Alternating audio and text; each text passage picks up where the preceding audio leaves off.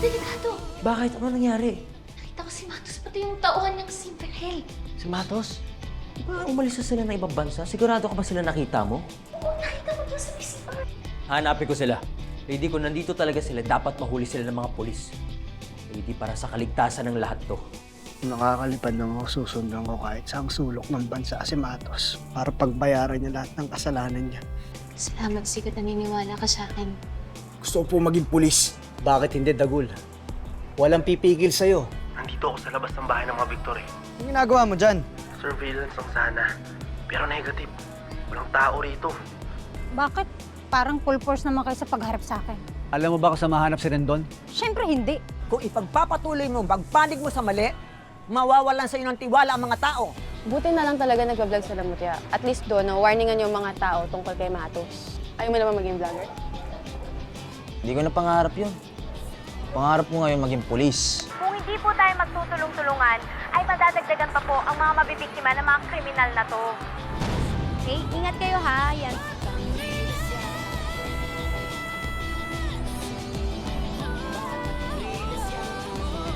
Si Verhel ba yan? Parang kilala ko to.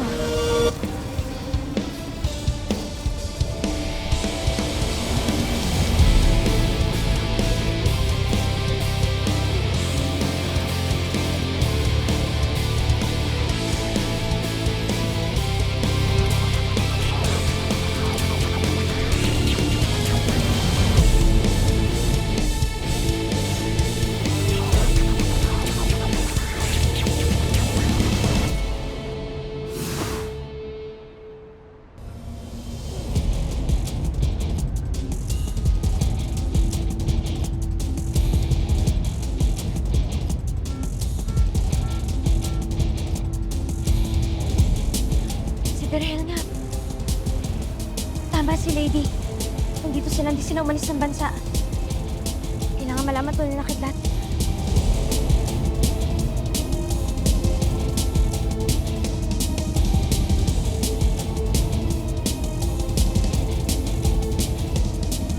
Ano yun? Application form, pinadala ni Maestro. Para saan? Para sa college ko. Sa tingin mo ba kaya ko? Ano ka ba? Oo naman. Sa dami-dami mong pinagdaanan, sa pag-aaral ka pa talaga atras. Tsaka nakapagtapos ka naman ng ALS doon sa Boys Town. Kaya eligible ka na talaga mag-kolehiyo. Tsaka, uy, ano ka ba? Yan na yung first step mo para ma-achieve mo na yung pangarap mo. Takot ako eh. Baka bumaksak ako, di ba? Tsaka nakakaya naman sa inyo, lalo na kay Maestro. Ay, nako, hindi ka babagsak. Supportahan ka namin, promise.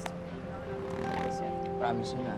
Oo, basta asikasuhin mo na yan. Para makapasok ka this school year. Para makahabol ka din. Tsaka yung mga requirements mo, dapat kumpletuhin mo na. Ay, teka, may birth certificate ka na ba?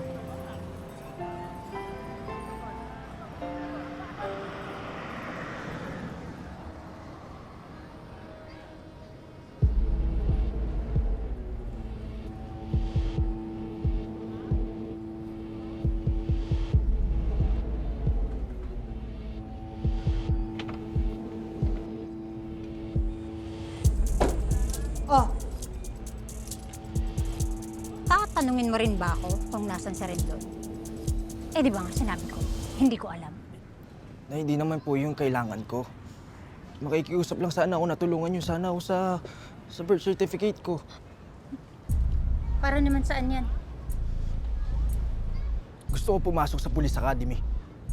Gusto ko maging staff katulad ni Maestro. Totoo? Wow, iba rin. Paano ka magiging polis? Eh, mamamatay tao ka. Ikaw ang dahilan kung bakit namatay si Jules. So, paano kanila tatanggapin bilang polis? Kaya wag ka nang umasa na magbabago pa yung buhay mo. Kasi sanggano ka. Habang buhay ka na dyan sa pagiging pariwara mo.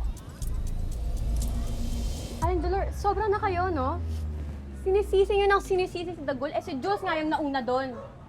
Papatay niya si Dagul kaya siya yung pinatay ng mga pulis. Huwag kang pagkailan dito. Gusto mo, tirasin kita, ha?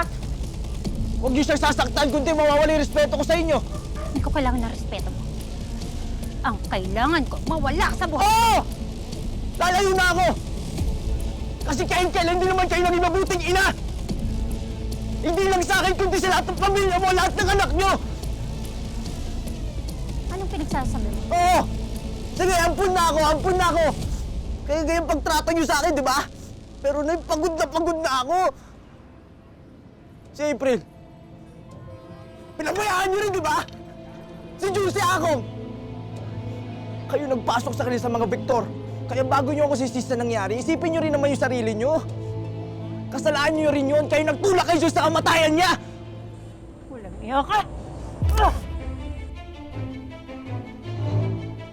Bro, saan tulog ko? Alas 6, pag alas 10 kayo, di ba? Pagod ang mga kapatid mo! Tanga ka? Yes! Hindi ka rin naman pala mamarin. Sana hindi ka na tinanggap noon. Dagul Santos Moreno, how do you plead? Guilty po. Huwag ka nang umasa na patitirahin ka namin dito. Baka mamaya magdala ka ng malas. Ikaw, ha? Nang dahil sa'yo, namatay si Joyce! Dapat ikaw na lang namatay! Hindi ko nahayaan saktan ulit ako. Sorry na sa mga sinasabi ko, ah. Pero hanggat hindi nyo naririnig, hindi kayo magigising.